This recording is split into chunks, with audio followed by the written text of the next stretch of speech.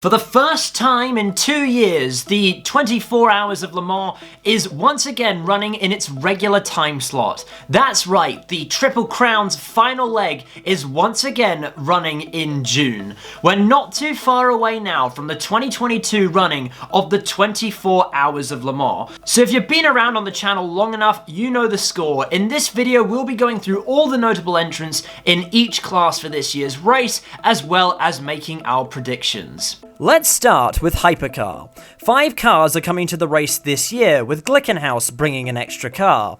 After the first 2 rounds of this year's World Endurance Championship, the once unshakable Toyota Gazoo racing effort has found themselves on the back foot, falling foul to a major crash for the number 7 and a strategic issue for the number 8 at Sebring, as well as a mechanical problem for the number 8 car at Spa. However, Toyota knows how to win the 24 Hours of Le Mans. Behind the wheel of the number 7 car, it's Mike Conway, Kamui Kobayashi, and Jose Maria Lopez. Up until 2021, the number 7 always ended up as the bridesmaid, until this lineup finally took the win last year. Before that, the number 8 car won the race outright for 3 consecutive years. Speaking of which, the number 8 car will be driven by Sebastian Buemi, Brendan Hartley, and Ryo Hirakawa. The car that is rather surprisingly leading the championship is the number 36 ALpine, driven by Nico Lapierre, Andre Negrão, and Matteo Vaxivière. As many of you know, this car is also a grandfathered LMP1 car. While logically this car would be ruled out of contention for the overall win, this car has obviously been very strong this year. It would be quite a story if an LMP1 car were able to win this race outright for one last time. It would also be the first outright win for a French marque since Peugeot won the race in 2009. Finally, racing in their second 24 hours is Glickenhaus, who are bringing a second car for Le Mans only. Car number 708, the WEC entrant, will be driven by Pipo Derani, Romain Dumas, and Olivier Pla. The Le Mans car, that is car number 709, will be helmed by Ryan Briscoe, Frank Malou, and Richard Westbrook. And those are all the entrants in Hypercar for this year. Not the biggest field, but it should be interesting nonetheless. Moving on to LMP2, and it's a rather large 27 car field for this year. Of course, we can't go through all of them, but I'll be picking out a few notable entrants. Car number 1 is the Richard Mille Racing Team effort. This car will be driven by Charles Malizi, Lilo Wadu, and Sébastien Ogier, who is making his Le Mans debut.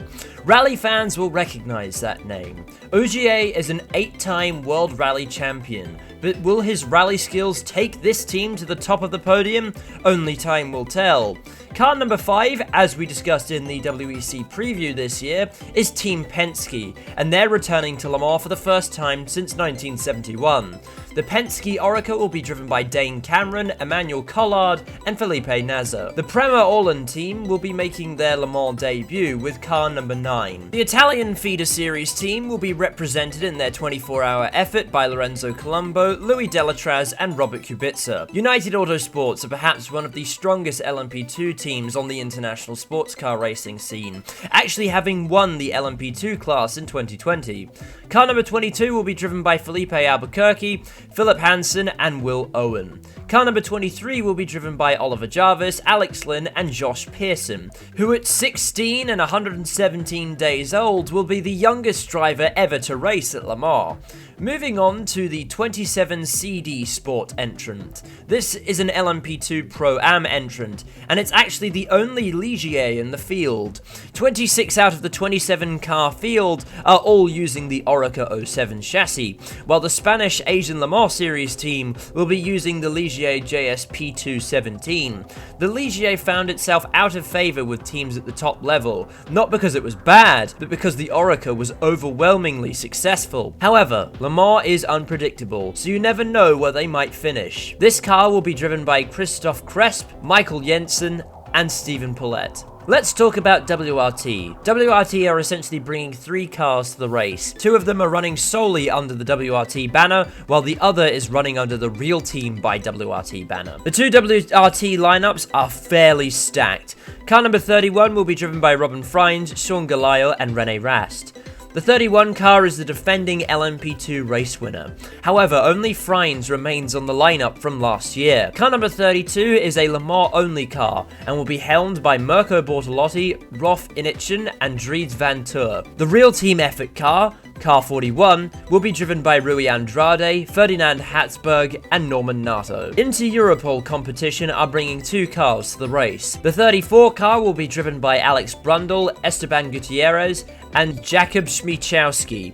Gutierrez is probably a name you haven't heard of in a while, but Formula 1 fans who have been watching for any great deal of time will know exactly who he is. He's actually making his Le Mans debut. The 43 car is the ELMS car, and it'll be driven by Pietro Fittipaldi, David Heinemeier Hansen, and Fabio Schrerer. Algarve Pro Racing are also bringing 2 cars to the race, one WEC and one ELMS car, but both Pro-Am entries. Car number 45, the WEC car, will be driven by James Allen, Rene Binder, and Stephen Thomas, while the 47 ELMS car will be helmed by Jack Aitken, John Falb, and Sophia Florsch.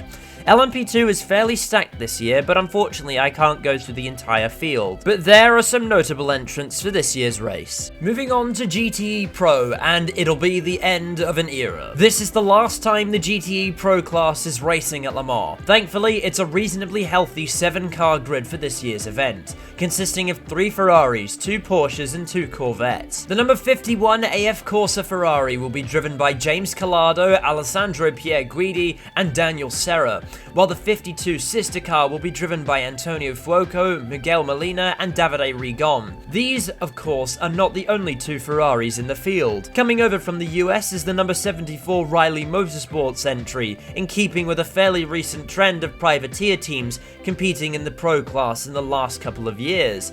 This car will be driven by Sam Bird, Felipe Fraga, and Shane van Gisbergen, the 2-time Supercars champion making his Le Mans debut. Corvette had been running a single car in the WEC full-time this year, but for Le Mans, it's a 2-car effort. The number 64 WEC entry is being driven by Tommy Milner, Alexander Sims, and Nick Tandy. The number 63 is the IMSA WeatherTech entry, and this car will be driven by Nicky Katzberg, Antonio Garcia, and Jordan Taylor. Porsche have stated that they have a point to prove. The vice president of Porsche Motorsports stated that the works team has a score to settle in their final outing with the current generation of the RSR, as they are yet to pick up a win at Le Mans with the current generation of car, and this is their final chance to make it happen. Car number 91 will be driven by Jimmy Bruni, Richard Lietz, and Frederick Makwawecki, while the sister 92 will be helmed by Michael Christensen, Kevin Estra, and Lawrence Van Tour. And that is the full field for GTE Pro's last hurrah at Le Mans. Finally, it's GTE AM, and 23 cars are coming to the show.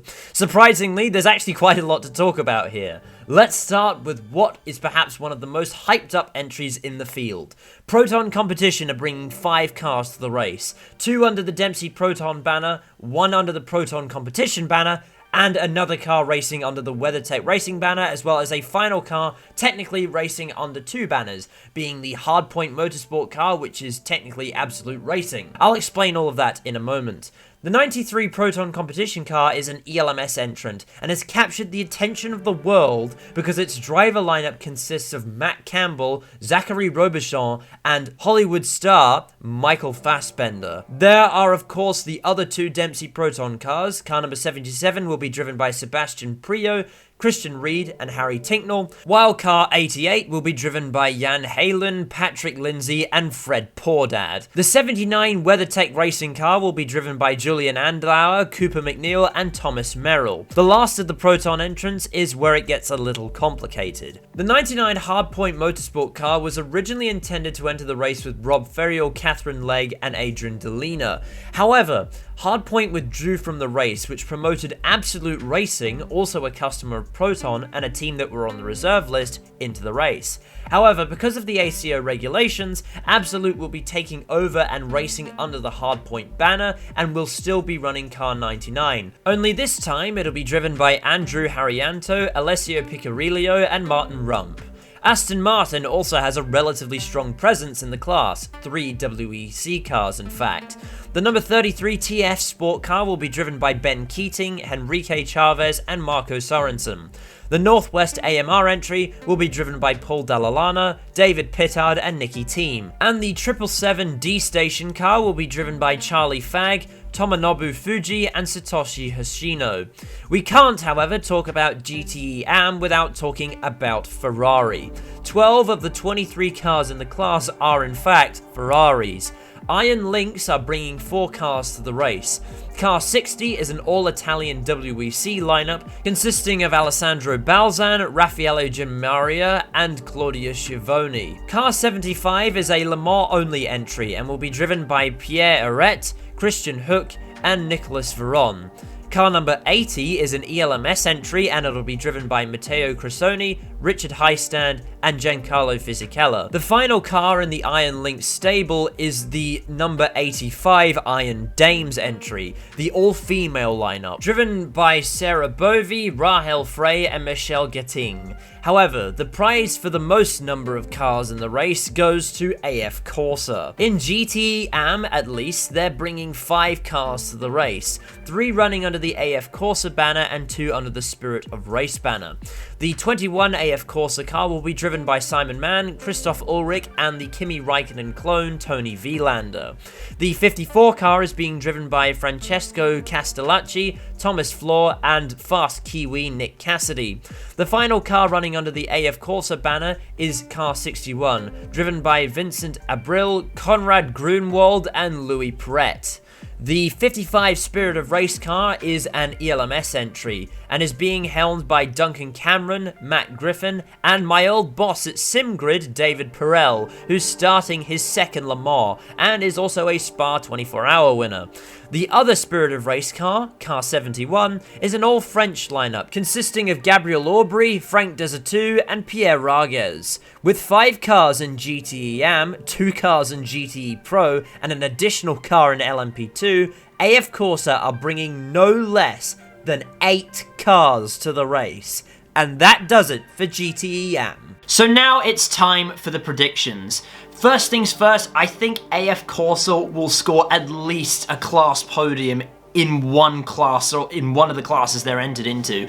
They've got too many cars in the race to not walk away with at least a trophy. Predicting Hypercar, however, is certainly a difficult task. On the one hand, Toyota, based on their previous form at Le Mans in the last few years, will they be a shoo-in to win? They've won every single race since Porsche left at Le Mans, and on that basis alone, they would absolutely win. However, this year in the WEC, Toyota have been wildly inconsistent. Both cars have either done extremely well or have retired from the race. And the only team in Hypercar that has been consistently good all the time this year is ALpine.